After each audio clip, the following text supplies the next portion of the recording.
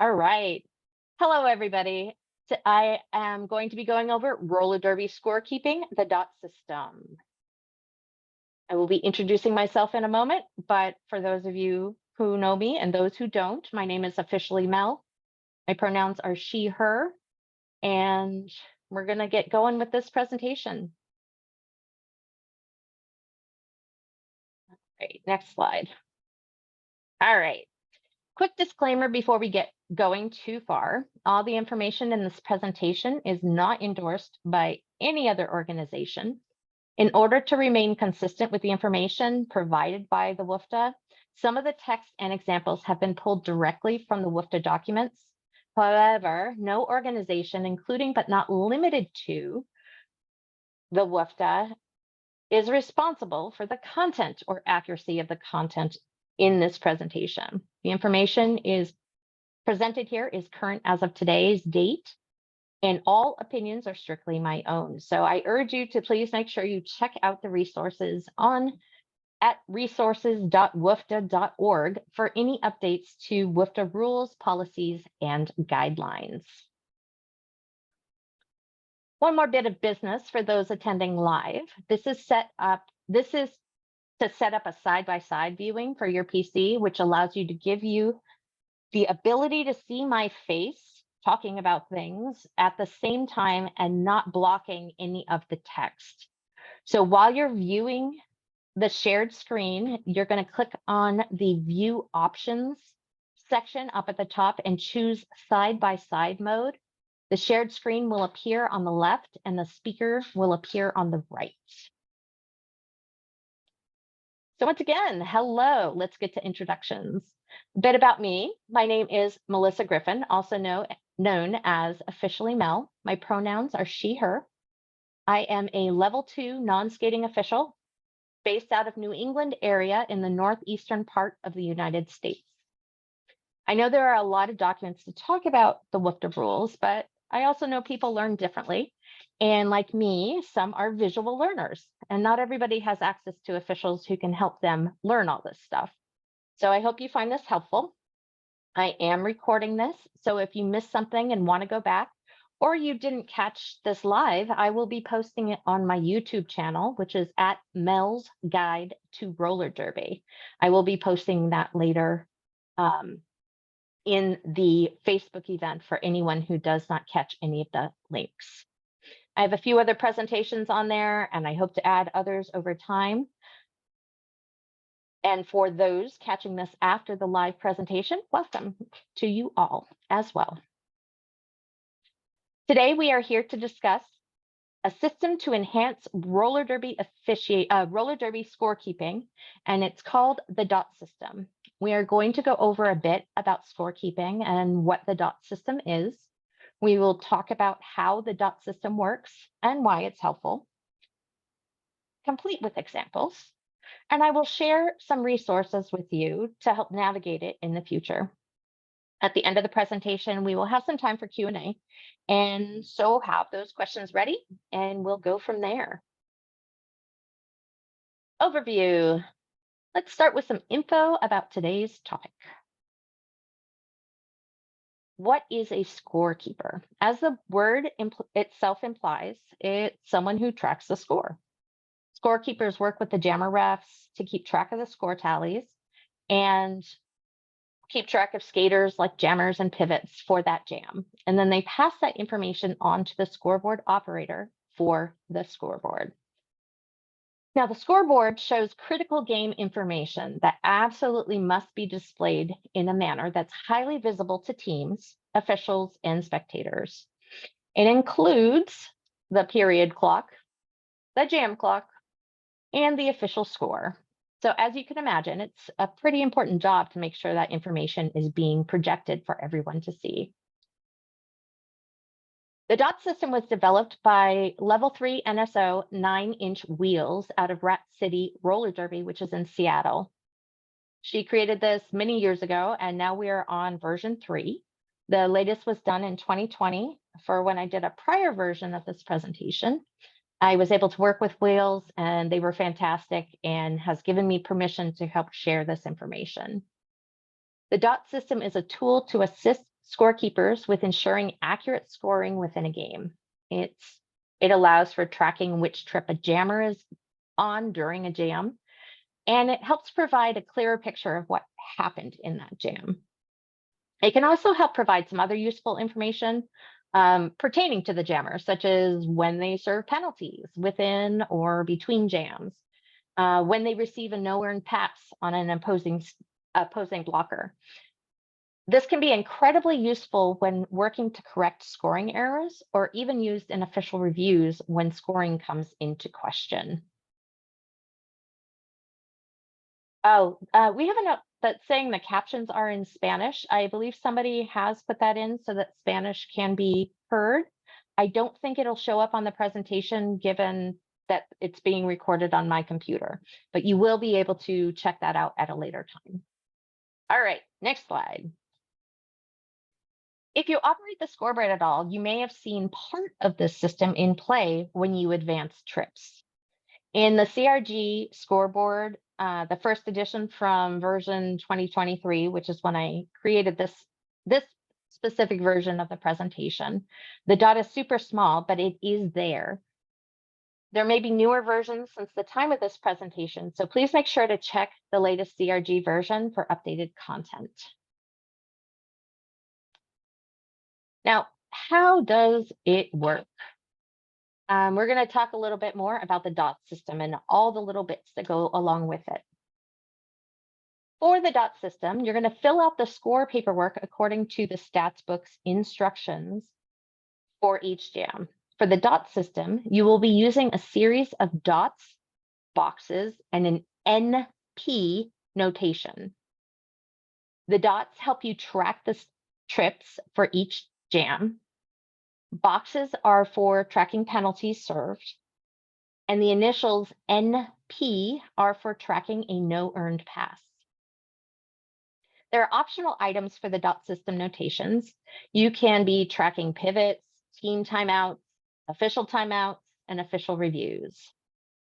However, please note your first responsibility is to always fill out the stats book as outlined in the WFDA stats book manual before doing any of these extras like the dot system or any other additional notation. The dot system is an added tool for when you've got the first part down. So let's talk dots. Dots are used for tracking trips.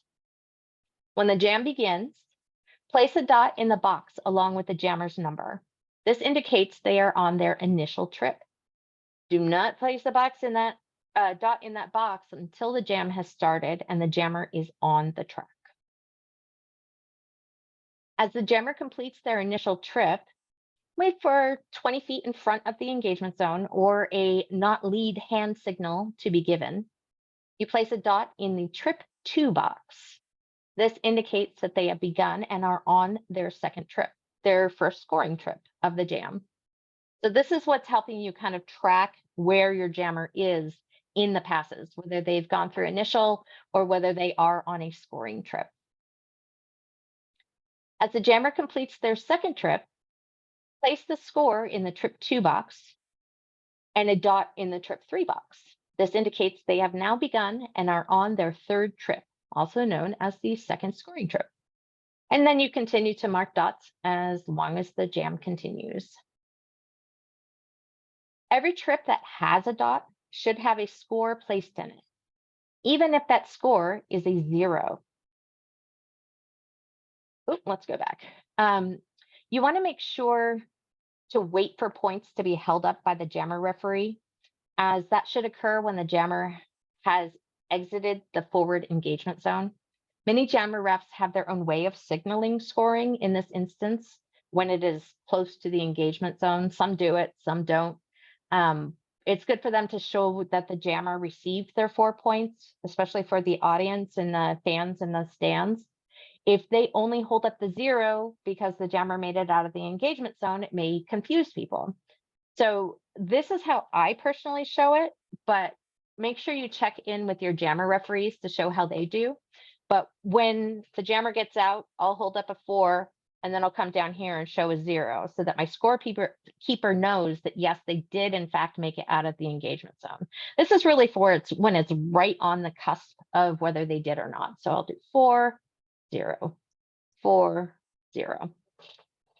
All right. The only time there may be a dot in a trip with no score entered would be when there is a star pass where the original jammer began the scoring trip, but passed the star before completing that scoring trip. They will have a dot in the trip that they began. The new jammer picks up where the old jammer left off. Make sure to add the dot next to the pivot turn jammer. In this example, it's for skater number 1221. The jam has already started for them, so it carries down from the previous jammer. For the specific trip the jammer is on, in this case, trip 2, the dot will also carry down to the new jammer as they are picking up on the same scoring trip. Once that scoring trip is completed, the new jammer will be awarded all the points earned, and the points will be recorded in their box. Now, it's important to note, and I will go through an example, that the new jammer always gets all the points. So let's go through a couple of little details about that swap. It's important to note that you will never have a 0 in the jammer's trip and points below it for the new jammer. The new jammer picks up on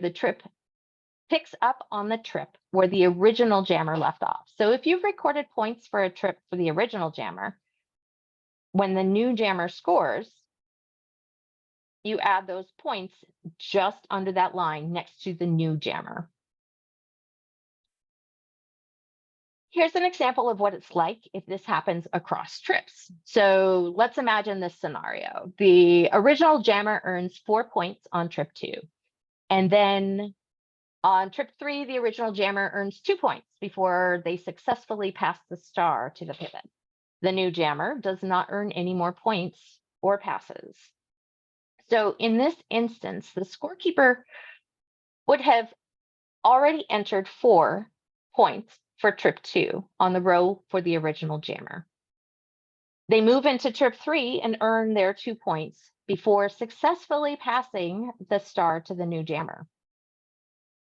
So see where I dropped down the dot in trip 3 so that we're now showing that the new jammer is in trip 3.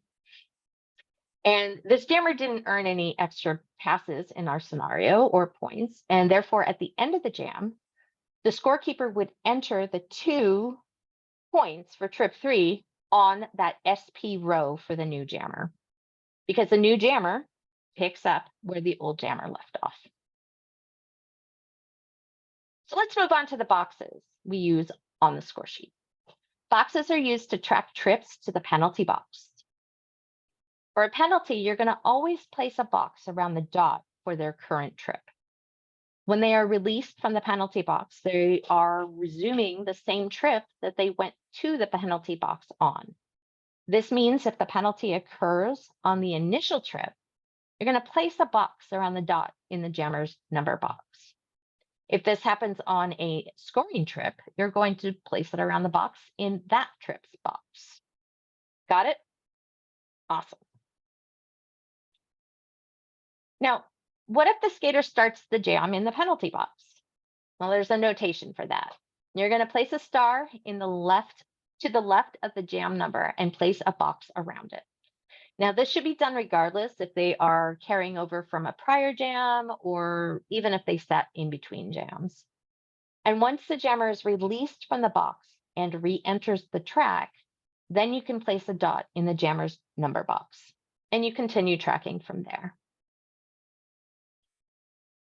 If a jammer sits in the penalty box more than once during a trip, which happens, you're going to place a second box around the dot to indicate a second time seated in the penalty box. And then you would continue that if they, I don't know, got a penalty and then they got another penalty and then they were mad about that penalty and cursed at the ref, they're going to get a third one. So you just keep adding the boxes as you need, if that makes sense. So now we have the no earned pass notation. For those of you who've been in Derby for a while, no earned pass is the current accepted term for no pass, no penalty. You're still using the NP term, and NP is the notation when the jammer does not earn a pass on a blocker. Jammers only earn a pass if the pass occurs while the jammer is wearing the star on their helmet and the star is showing. All earned passes count as passes, and passes are only earned if the jammer is upright and inbounds during the pass, or another skater skates behind the inbound jammer, giving up their position. Anytime the jammer referee makes the no earned pass hand signal, which is this one, they'll hold up their finger and then they'll rotate their finger like they're the jammer going around the blocker. So you'll see this.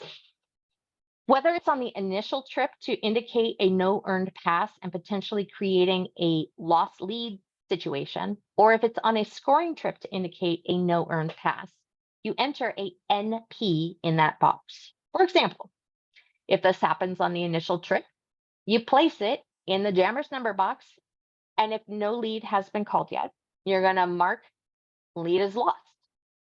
If this happens in a scoring trip, you're going to place that in the trips box when you add the points. And then you continue tracking as usual.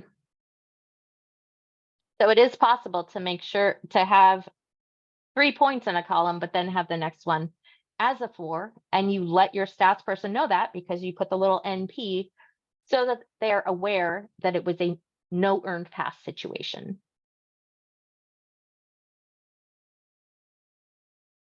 There are additional notes that are helpful that you can add to the system. And this is, once again, only if you do the basic required items first. You can add team timeouts. Let's see, is it going through? No, it's not. Why is it not going through? I'm showing you what you can add here. You can add team timeouts. You can add official timeouts. You can add official reviews. I usually, for things like team timeouts and official reviews, I'll put a little initial of which color called it. So if it was white who called it, I'll add a W. If it was red who called it, I'll add an R, and so forth. Usually when you get to something that's like blue and black, it gets a little confusing because you don't want to put B and B because then you don't know which B it was. So just make sure that it's clear when you do your notation if you add the color. And you can also add pivot numbers. Now, I am a big fan of noting additional things that may happen in the margins. I note things like 2-minute jam, or if the wrong jammer was able to call off the jam, that yes, in fact, that is the correct call, that yes, even though red didn't actually get lead, red managed to call the jam off. And those are questions that might come up in stats. So if your stats person is looking at it and going, why did red call it off? They didn't get lead. If there's a little note in the margin that said they did it by accident and they successfully called it off, then you can have that notation in your margins. And you can cram all sorts of things into those margins. My score sheets, when I do them, I have all sorts of notations. But as somebody who also does stats, I have found that that is incredibly helpful because I go back and I don't remember which jam somebody had a no earned pass and why it says 3 versus 4 or whatever the information is. But the notations there help me have that information. There's a note here from Phil Hollywood that says for blue, you can use a U for blue like azul, which is the Spanish for blue. Pretty cool. All right, next slide, resources. You are probably going to want to know where all this information can be found. And one of the main places to find it is on the WIFTA website. That's where you can find the rules, the resources, the standards, the procedures. All of that information can be found on the WIFTA website. You want to make sure you go specifically to the resources.wifta.org site because there are a couple of different WIFTA ones that have are kind of floating around out there. There's a .com, there's a regular WFDA.org. You want to go to the resources.wfda.org. These are all of these links I will be posting into our event page as well as on the YouTube channel. So if you're watching from YouTube, it's going to be down below. You can also find the stats files there. And you use these stats files for the WFDA games. There is a separate stats file that is used for JRDA games. So just be aware that there are two different kinds of stats files depending on which game you are using. Most of the information is the same. Juniors just have a lot of extra notation that help with things that are required for juniors games. Like for the juniors stats book, they require that you list who the chaperones are, who are required when a junior fouls out or is expelled from a game. They have to go to their chaperones. Everybody needs to know who the chaperones are so we know that skater is safe. Thank you, Zilla, for posting those. There is information that Zilla put into the chat. So if anybody wants to check out the chat, some of the links are in there. So you'll be able to reference those immediately. And once again, if you reference them later, they will be on the YouTube channel as well as posted on our event page. The dot system link. Dot system was created, as I mentioned, by 9-inch Wheels. Wheels has given us access to their drive that has the information that we just went through. It has like a sheet that talks about it, and it also has a kind of a picture representation of the actual stats book and how it would look for certain scenarios. So I know we kind of went through this kind of fast, so we have plenty of time for any specific questions or comments, concerns about this. If you are interested in asking questions now, feel free. If you want to wait until after I stop the recording, we can do that too. But I want to open it up right now if anybody has any questions. I probably won't be able to see everybody on my screen because I know we have a lot of participants today. So if you have something, feel free to speak out. And if two people speak out at the same time, we'll just kind of go from there. So if anybody has any questions, feel free to ask. I can also give some live demonstrations if people want. I do have a camera set up and showing the score sheet. Just let me know. I have a question. Yeah. Sorry, this is Milord, he, him. When it comes to doing the box to mark penalties, Yes. just to be clear, this is per time they sit for penalties and not Yes. the total number. So if they get sent for two, it's it's based not on like how. if they have 5, if they're on their 5th penalty, don't mark 5 boxes. It's just at that time in that jam, you want to mark, yes, they got 1 penalty in. And yes, they sat. 2, and yes, they sat. Okay, thank you very much. Please do the no scoring pass hand signal. Yes, if somebody is not earning a point when they do a no earned pass, you're going to have your jammer ref hold up, and this is a standard signal. So this is across the board, all different locations. They're going to hold up their finger and they're going to show the jammers going around a skater. They did not get that point. So what you might see, so let's say you're on a scoring trip. What you might see is the jammer ref going through. They pass through and maybe they see that they haven't passed one of the blockers. They got knocked down and they slid past a blocker on their knees, and then they stand up and then they keep going and exit the engagement zone. They did not earn a pass on that blocker because the blocker was upright, but they weren't, and they hadn't earned a pass on that blocker. So they slide past that blocker, they stand up, they exit the engagement zone. The jammer ref is going to say, okay, they didn't get all the points. It's a no earned pass, and then they'll signal 3. No earned pass, signal 3. However, they do 3. I was holding it up too high. I do my 3s like this. Some people, I've seen it like this. I've seen, I actually can't, my finger won't let me do the third one. Some people do it like this. So make sure when you're doing scorekeeping that you check in with your jammer ref to make sure that you are indicating the same things, because some jammer refs have different ways of doing it. Did that answer your question, Sadie? Yep. Cool. Anything else?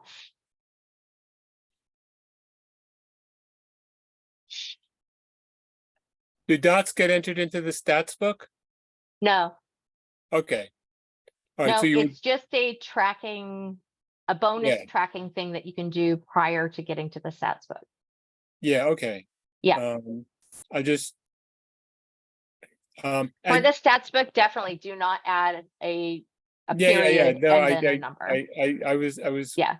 Okay. And as it was said, so if somebody, just to make sure that I got one of your previous answers, Sure. if somebody gets a penalty and then doesn't skate off the track right away, they get the insubordination. Yep. Then you just do one box around it.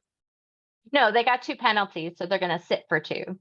Oh, right. So you would but do 2. you Yeah. would do, okay, so it's per penalty. It's per penalty, not But the total of penalties. So yeah, okay.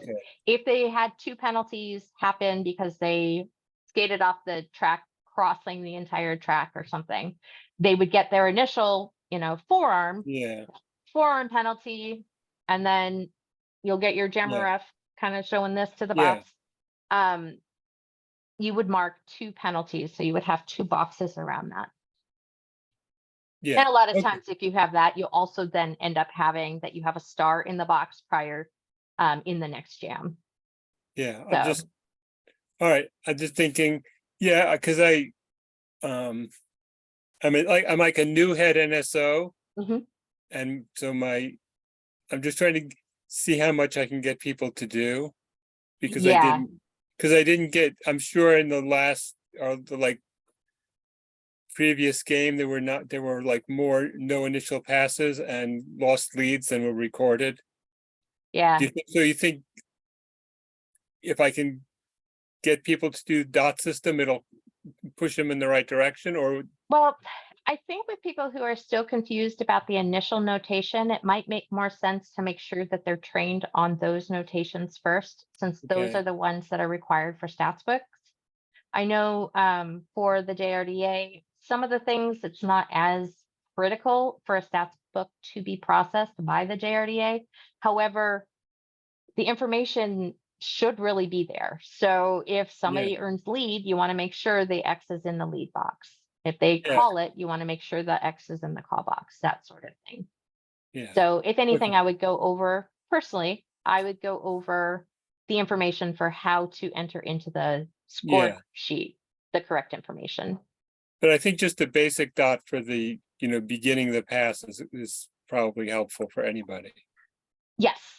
Yeah, I think the dot is like the best part of the dot system, just so that you know where the skater is. And like all of it, if you're learning and you're brand new, add it bit by bit. Like it's really important you catch the jammer. It's really important you catch the points. If that's all you can manage at that time and you're doing a scrimmage or sometimes even a regulation game, that's what's critical, is you want to make sure you have the jammer Okay.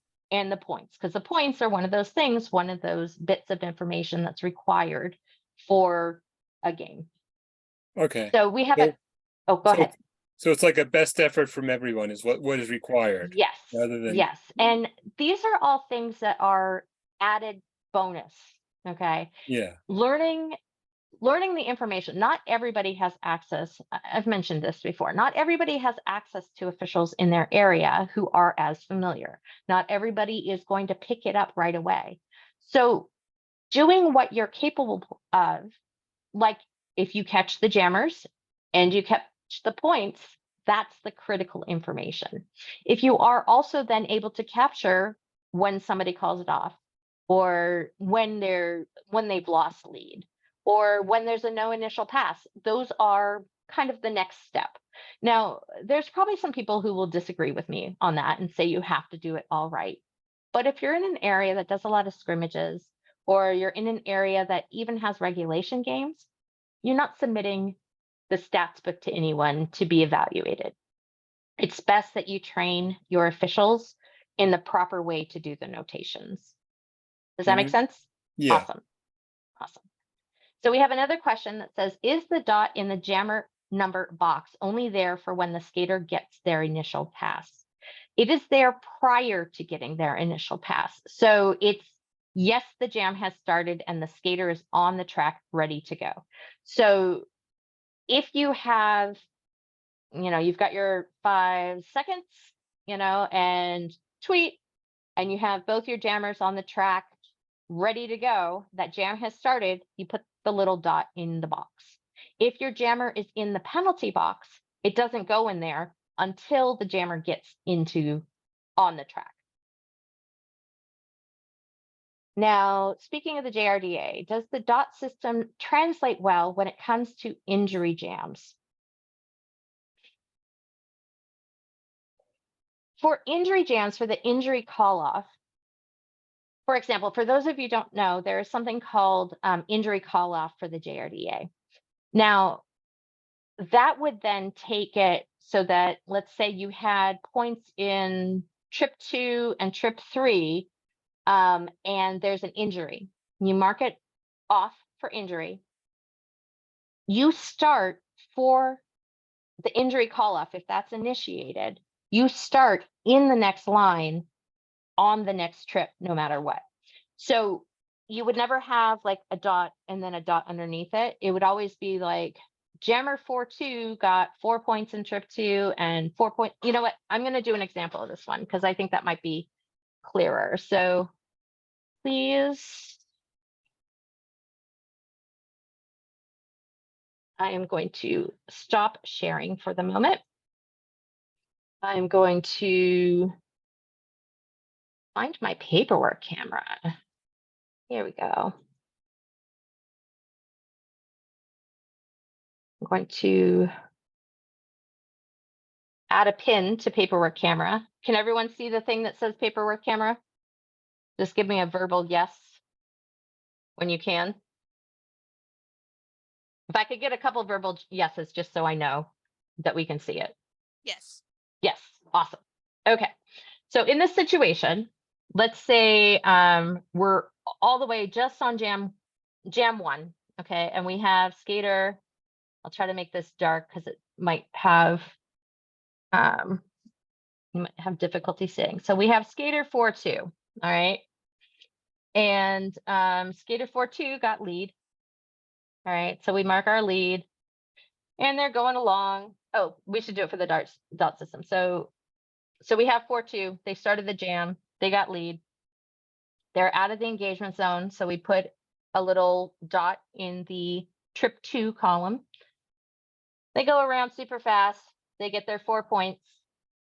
And they're out of the engagement zone.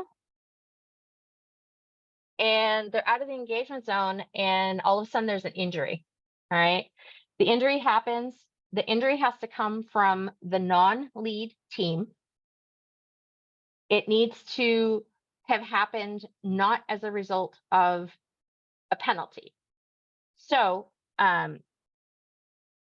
if that happens and the team indicates that they want to do an injury call-off, so we've marked our box that says it was called off for injury, and we're going to start this next column for the JRDA. Now, 4-2 managed to get 2 points prior to the injury call-off. You're going to put your 2 points right there. All right. 4-2 is going to come back down here. You're going to mark I and J right here. This is not their injury, so you put the little asterisk, kind of like a star pass when it's not your star pass. You are going to start when the whistle starts, starting whistle happens, you're going to start in this next column.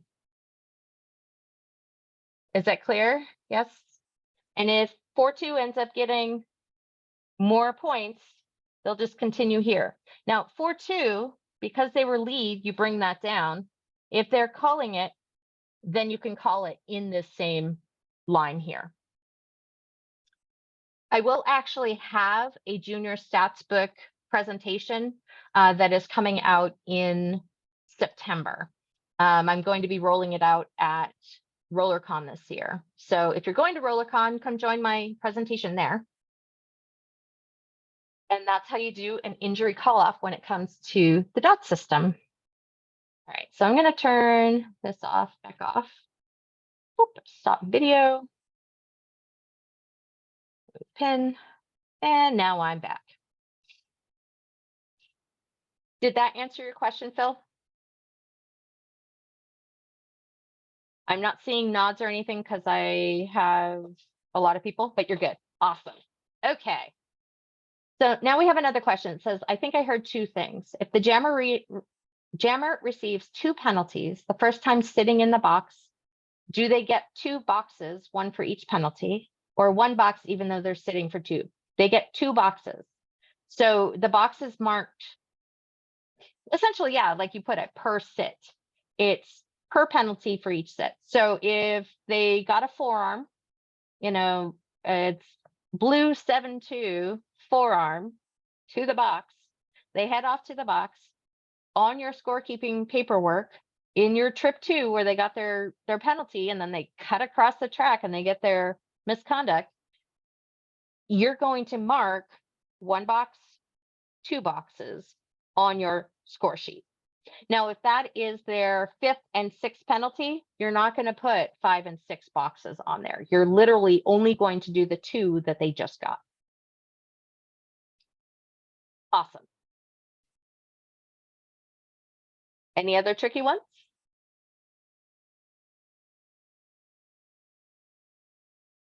Are we doing on time? Yeah, we're at 5:40. It's 5:44 Eastern time.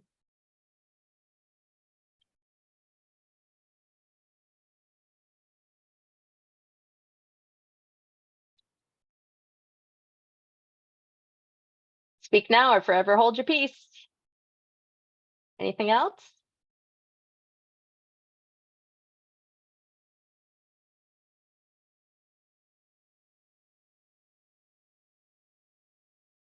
All right, doesn't sound like we've got anything else going on. I do want to move on to our credits. I want to give a special thanks for all the people who provided images and resources for this presentation. 9 Inch Wheels, who is the roller derby official I mentioned who developed this thing. I have photographs from Dan Crowther Photography and Jim Vernier, and brought a little extra from Slides Carnivals so I can make it look pretty. So if anybody wants links to any of those will once again be on located on the YouTube channel information section. All right, so thank you, everybody. I really appreciate you joining me and taking your time on this Saturday night. If you have additional questions, I ask you to reach out to your local officials. Many of us really, really like talking about rules, and we're happy to grow our community. If you have interest in finding out any more from me, you can visit my YouTube channel at Mel's Guide to Roller Derby. Zilla just posted it in the chat, but I will also have it posted on our event page. You can also email me at officiallymel576@gmail.com. Also, that information will be provided. There are lots of other resources out there, and I urge you to explore the WFDA and the JIRDA rules, procedures, cues, codes, and signals for the latest editions. So my goal is to work on presentations and new presentations and continue to improve and update ones I've done.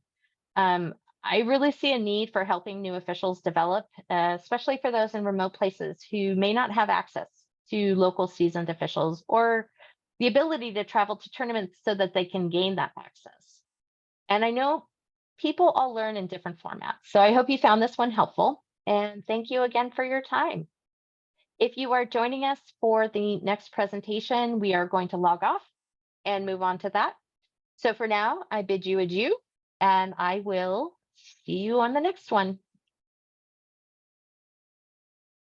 Have a good night.